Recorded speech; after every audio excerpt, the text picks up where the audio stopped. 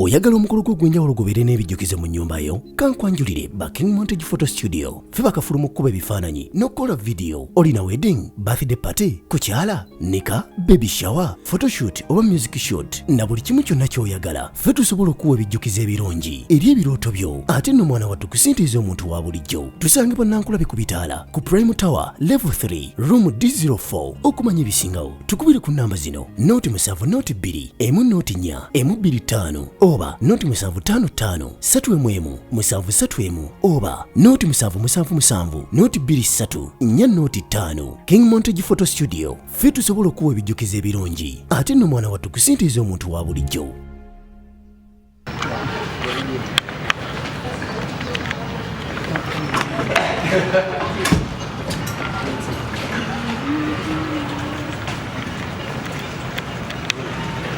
Okay, banange.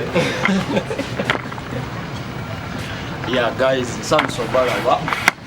Bampita Mika Sims Company. Lwa muganda wange Prince Omar. Ejjo yabadde birthday naye tetwasomedde. Jikuza nganze muwanyidde emyaka kati giringa mu 3 naye since I was not in the spotlight sasobola maybe okumanyi wali bantu naye nganze nasazeewo muganda wange ng'egigyata album era nga yagitaddeko ennyimba 2 nze ng'omuntu yampaddeko oluyimba ensonga lwaki nkoze birthday eno naye simanyi alaga ate atya amawulire naye mbadde simanyi though I'm sorry brother naye ng'ekibadde kinanse so happy to see you. I want to make it now. Nenga muganda wange uno just njagala twogere ku album then nekisinza okundeetera ddala muganda wange ekiriwo leero lunaku lwe ya nenga happy birthday my brother, I love you so much. Yep. Njaga olowooza amawulire ge bava wandiseeko emyaka n'emyaka egyo. If one of them was to be like, mpoye, kituufu. Ndekedde olugendo. Olugendo alutegeera manyi olugendo situla. Atayogerwako si mwana.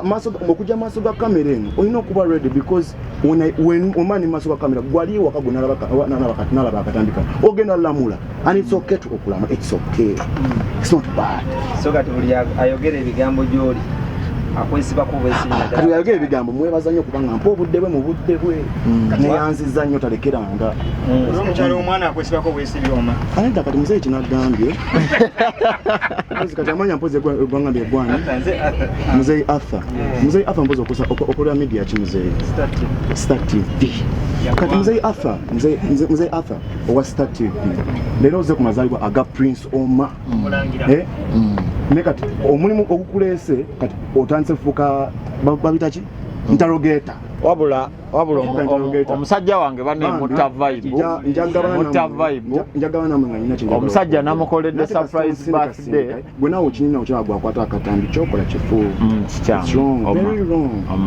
very wrong nobanga oyagala bu likes muno oyagala bakulayo bu likes bumeka it's very wrong kibi nnyo kitegeera obaka obusemba eri bannayuganda obubaka bwe nabadde mpa abannayuganda obusembayo nabadde mbuwa omwami adamuza ekibuzo abadde wa eggwanga abannayuganda please abannayuganda guguno omwaka guli kuggwa guguno omwaka 2021 guli kuggwa miki gutukubye nnyo abasinga mu bulago abasinga bagufunyeemu abamu tebagufunyeemu tuze ku busonga obutono tandika okuwa amato ebintu ebigasa okitegeera miki waki njogera bwentyo ku miki Prince Omar kamusalemu ekitimigaso oyogedde wano nga twogera bw'omu ku bayimbi abasinga obugagga oli muto sente ozirina biki ebikufula omugagga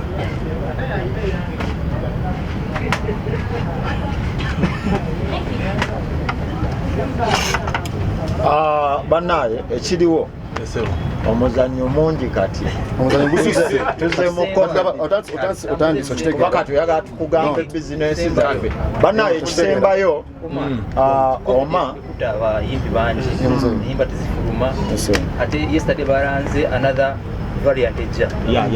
What's the future of this industry to you as a young artist? Me, the future of this industry is something that mazima gene. Ekwanga utagenda kusonga gyetwogeddeko that abantu bakole. People are going to lose careers.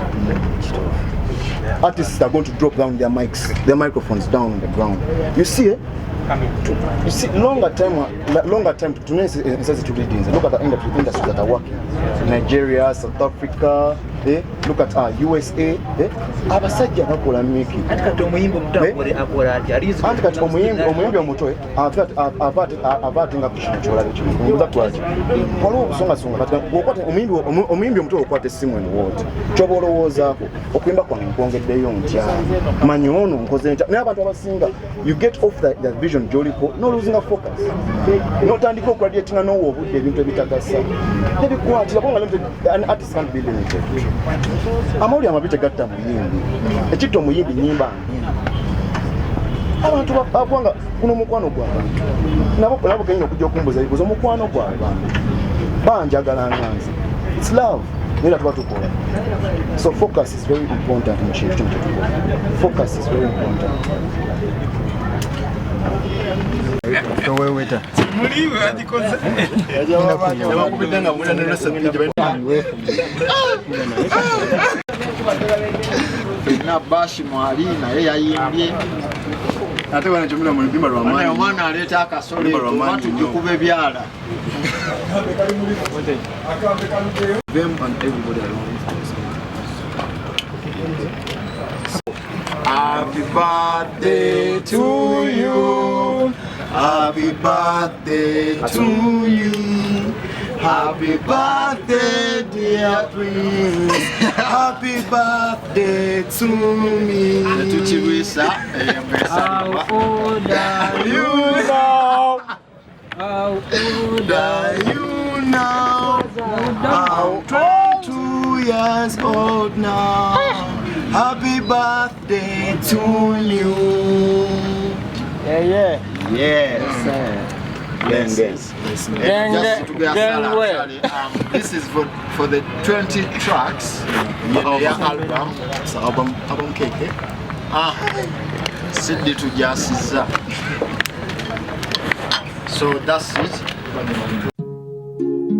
Oyagala omukolo gw'enjawulo gubeere n'ebijjukizo mu nnyumba yo kankwanjulire King Montage Photo Studio fe bakafuluma okukuba ebifaananyi n'okukola video. Olina wedding, birthday party, kukyala, nika, baby shower, photoshoot oba music shoot na buli kimu kyonna ky'oyagala ffe tusobola okuwa ebijjukizo ebirungi eri ebirooto byo ate nno mwana wattu kusintiiza omuntu wa bulijjo. Tusange Bannankulabe ku Bitaala ku Prime Tower Level 3 Room D04. Okumanya ebisingawo tukubire ku nnamba zino 0702 104 125 oba noti 755 311 731 oba noti 777 noti 23 4 noti 5. King Montage Photo Studio ffe tusobola okuwa ebijjukizo ebirungi ate nno mwana wattu kusintiiza omuntu wa bulijjo.